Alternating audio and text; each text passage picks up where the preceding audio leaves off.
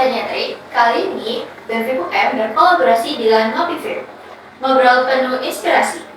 Selamat datang di Polabo, podcast ala Polpro dengan aku, Fatir Alvina Marisa, yang akan memandu jalannya podcast kali ini. Gimana nih kabarnya setelah UAS? Pastinya udah gas lagi dong. Nah, kalian tahu gak sih hari ini itu hari peringatan apa? Pastinya udah banyak yang tahu dong hari ini peringatan apa? Yaps, hari ini peringatan lahirnya Pancasila. Nah, di depan kita kali ini udah ada narasumber yang keren banget loh. Beliau ini sudah tergabung dalam komunitas paguyuban literasi Kota Malang. Dan beliau ini juga sangat aktif di berbagai komunitas literasi Kota Malang. Selain itu, beliau juga memiliki kegiatan rutin di setiap hari Sabtu yang biasanya disebut dengan Sabtu Membaca yang bertempat di Taman Selamat Kota Malang. Udah ada yang kenal belum nih? Yuk kita kenalan dulu. Silakan, Cak.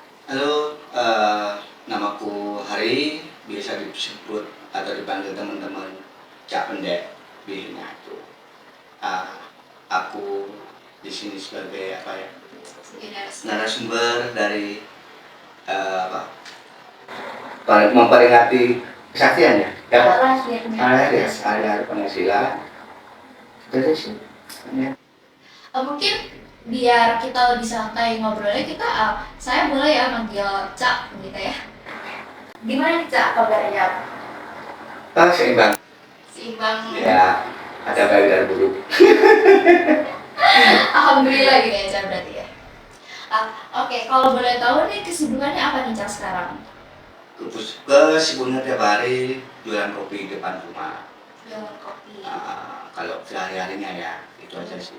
Dan setiap sore sampai malam.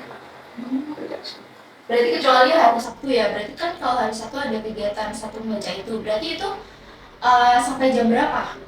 Sampai jam 2.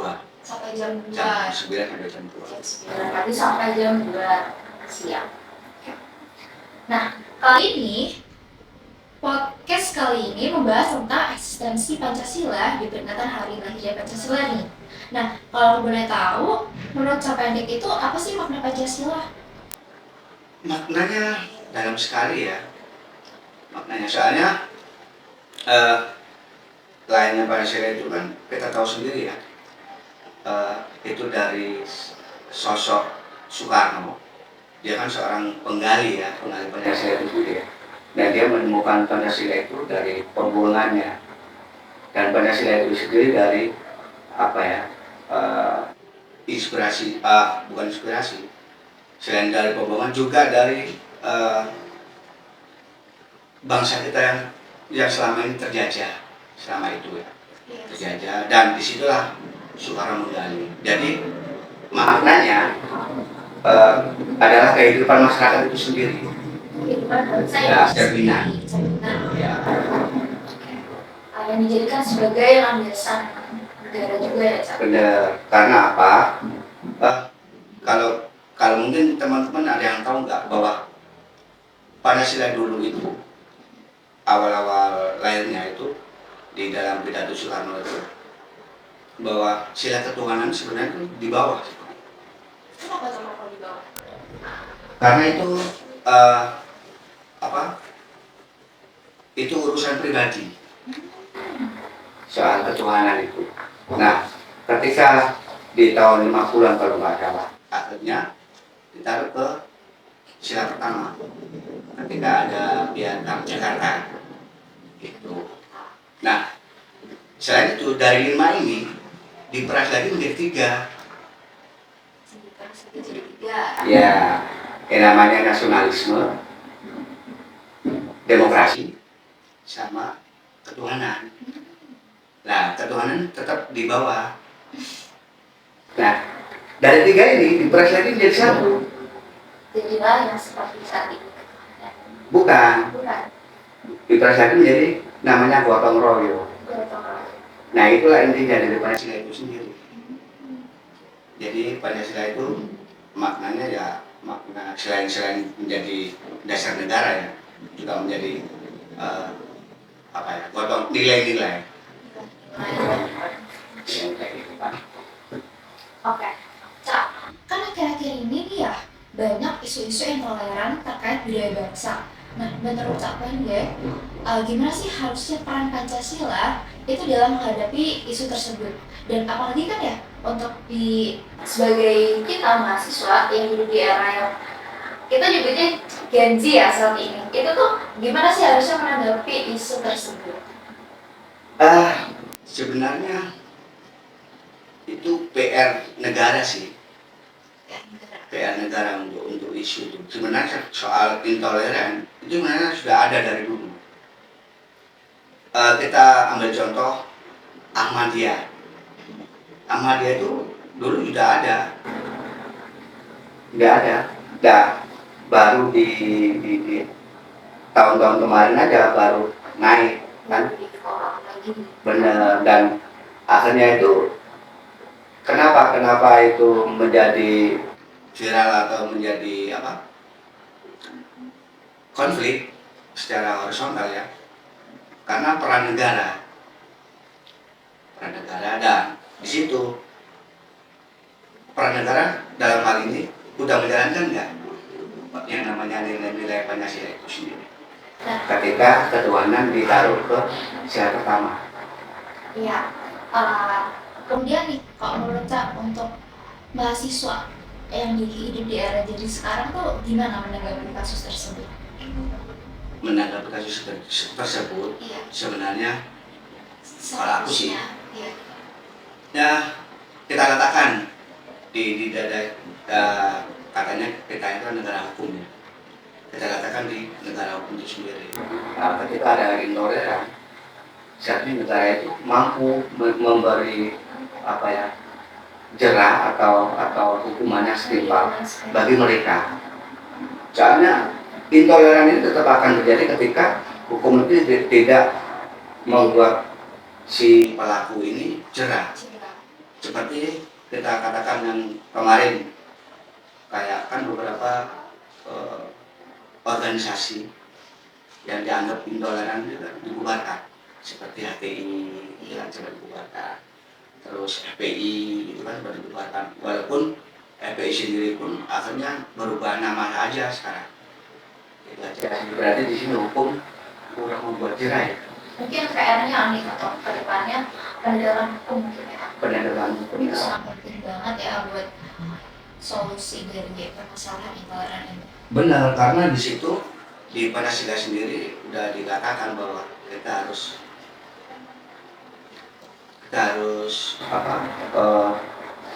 ngomong di ini persatuan dan sila kedua itu kemanusiaan dan mereka.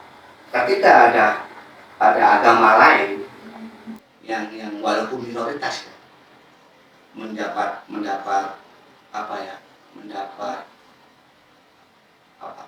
teror dan lain-lain, seharusnya negara itu mampu menjalankan hukumnya, bukan hanya permintaan maaf gitu.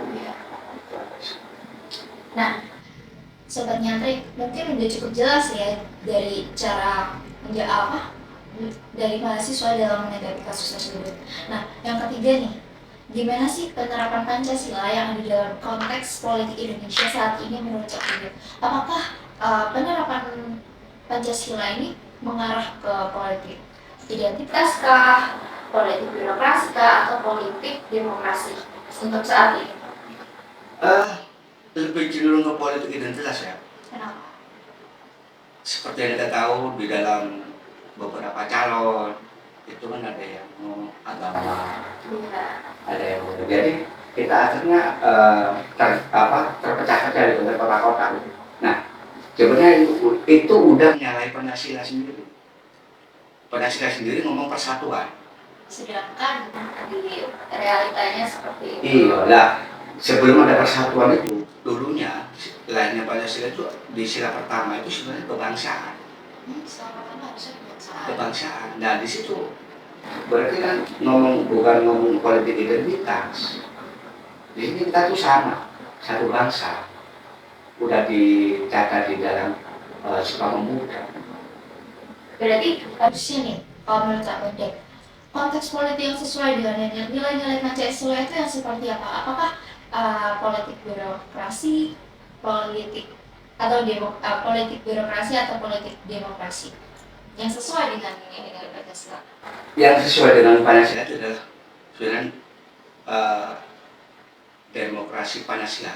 Demokrasi Pancasila. Demokrasi. Nah, tapi yang terjadi adalah demokrasi ala barat. Jadi, soalnya kenapa ala barat?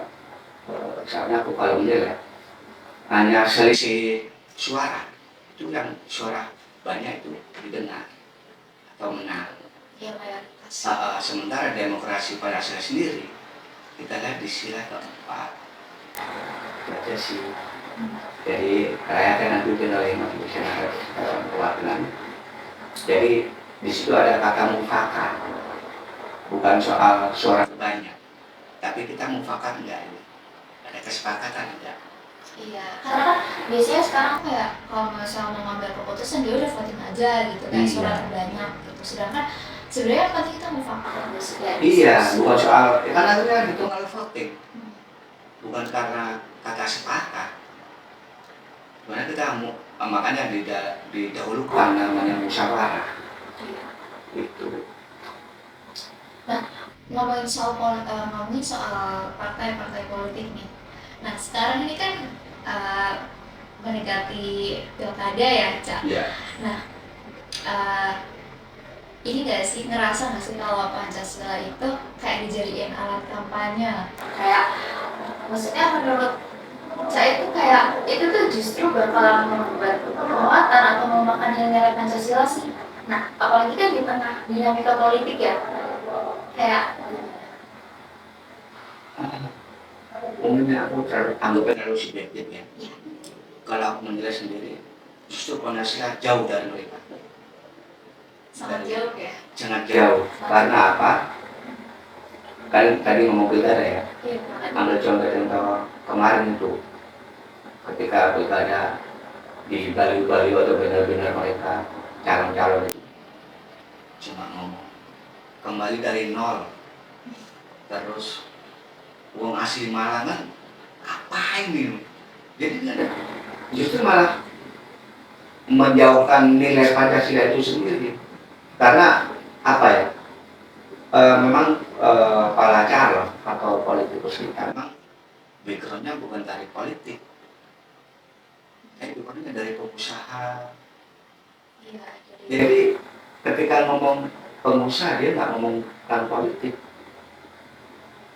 Makanya carut marut atau intoleran itu ya akan bakal terulang. Akan terus berlanjut selama tidak ada penegakan hukum yang Betul. Makanya kan dari banyak kan hukum-hukum kita itu banyak yang kontroversi semacam itu. Bahkan kayak di lokalitas saja di daerah ya.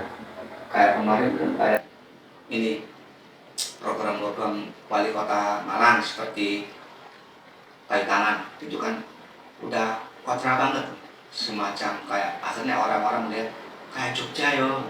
iya, betul. Bukan identitas karena apa? Mereka hanya copy paste. Ya ada harusnya kayak inspirasi gitu. Inspirasi nggak Menciptakan sesuatu ada. yang Makanya yang diperhitungkan di dalam pikiran mereka kan hanya ngomong wisata, bukan soal identitas dan kebangsaan dan lain-lain. Makanya kan apa sih karakter atau budaya Malang seperti apa sih? yang seharusnya tuh yang asli yang bedain dari tokoh-tokoh lain itu seperti apa sih? Iya, makanya itu yang harus dimunculkan. Makanya ketika itu muncul, berarti kita akan kita nggak kehilangan akar kita. Nah, akar kita itu di mana tadi? Itu kan tadi namanya di kebangsaan, nasionalisme, dan akhirnya gotong royong itu bersama-sama kita. Nah, terakhir nih, kalau menurut di era yang dinamika seperti ini, tantangan terbesar dalam penerapan nilai-nilai Pancasila itu sendiri gimana?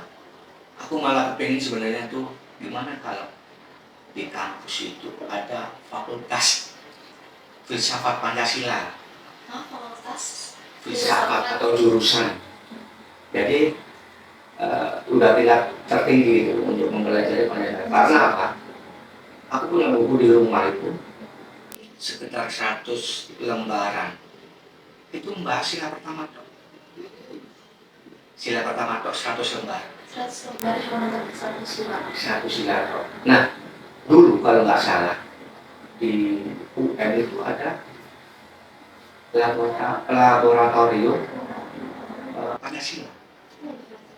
Nggak tahu sekarang masih ada apa enggak. Nah, seandainya itu diterapkan kembali atau dihidupkan kembali, mungkin kita nggak apa ya, akan bermanfaat banget gitu dengan nilai-nilai Pancasila itu sendiri. Dan itu ya untuk masa ke depan mungkin akan lebih baik. Karena juga menyatakan pentingnya Pancasila, nilai-nilai Pancasila dan penerapannya dalam kehidupan masyarakat itu penting banget ya. Karena kita akan kontradiksi ketika kita ngomong dasar Pancasila, tapi pada kenyataannya kita nggak memakai itu, bahkan jauh dari itu. Kayak kemarin nih ada isu UKT nih, ya dong. Nah itu kan sangat-sangat nggak Pancasilais gitu. Iya. Karena di pembukaan itu kan Pancasila itu sebagai dasar tuh. Dan di bawahnya lagi nanti ada yang namanya pembukaan itu UUD atau dan setelah itu atau BPHN. Nah di pembukaan itu kan ada mencerdaskan. Nah ketika ngomong mencerdaskan berarti kan di sini kan ada pendidikan. Jadi kalau jawab negara. Nah itu ketika itu kerjaan berarti kita udah menjalankan namanya Pancasila. Nah, kemudian pondasi kuat dalam menghadapi dinamika politik saat ini tuh apa selain Pancasila? Pondasi kuat, syukur ya kita itu di sini masih beberapa tetangga atau teman kita itu masih punya sikap toleran. Terus yang membuat kita masih tetap ke hari ini. Dan makanya isu-isu intoleran itu nggak semasif ya, cuma beberapa kali terjadi benar kasus kayak di Perancis gitu kan, yang benar-benar Islamofobia gitu kan. Benar-benar yang sangat apa ya, kayak api banget gitu. Benar. Dan kita pun walaupun di sini ada agama minoritas, tapi kita masih toleran. Bahkan di beberapa daerah ada yang dirinya itu kampung Pancasila. Nah itu bisa buat contoh-contoh atau buat apa ya? Kayak reminder gitu ya. Itu ada. Nah, jadi nih dari pembahasan kita ini mungkin dari yang bisa kita simpulin adalah PR-nya untuk selanjutnya adalah penegakan hukum ya, penegakan hukum untuk kasus-kasus intoleran seperti itu. Kemudian juga peran mahasiswa maupun generasi muda generasi muda itu terhadap kasus-kasus yang menghadapi kasus-kasus gitu. Boleh aku Boleh. cerita sedikit. Mungkin teman-teman ngomong sila kelima ya, keadilan sosial bagi seluruh Indonesia. Mungkin ada beberapa teman-temanku yang sekitar itu biasanya ngomongnya itu ngomong keadilan sosial itu diomongkan sebagai hukum. Iya, jadi pengertiannya itu hukum. Mereka jadi ngomong keadilan. Sebenarnya keadilan sosial itu bukan hanya keadilan di bidang hukum, sebenarnya itu. Bahkan di kalau teman tahu di sila kelima itu kan simbolnya kan padi dan kapas. Nah, ngomong keadilan sosial di situ sebenarnya adalah kesejahteraan. Betul. Jadi ngomong keadilan sosial karena ini ngomong sosial. Di situ ngomong keadilan secara ekonomi, keadilan secara kesejahteraan, keadilan secara pembangunan, dan di situ ada pemerataan dari secara ekonomi, kesejahteraan, pembangunan, dan di situ yang disebut keadilan sosial. Iya, jadi aku melihat teman-teman itu itu banyak keadilan sosial. Ketika ada hukuman atau kriminalisasi, itu baru muncul sila kelima. Bahan sila kelima simbolnya kan, logonya kan badiran kapas. Kita nggak sadar kalau semuanya. Cuma jadi akhirnya sempit gitu loh pengertian Pancasila itu. Padahal sebenarnya pengertian Pancasila itu luas. Luas banget. Benar-benar dalam banget ya, akan pentingnya untuk penerapan di masyarakat. Kalau ngomong keadilan itu justru keadilan hukum ya, itu justru di sila kedua. Kemanusiaan Yang dia beradab, ngomong beradab itu kan benar-benar memanusiakan manusia. Ada lagi ya? Cukup sih. Wah, seru banget ya pembahasan kita dalam podcast kali ini. Tentunya aku dan kalian mendapatkan yang baru nih terkait eksistensi Pancasila. Terima kasih Kak Bede waktu yang barunya. Sampai berjumpa di podcast selanjutnya, Sobat Nyatri. Dadah.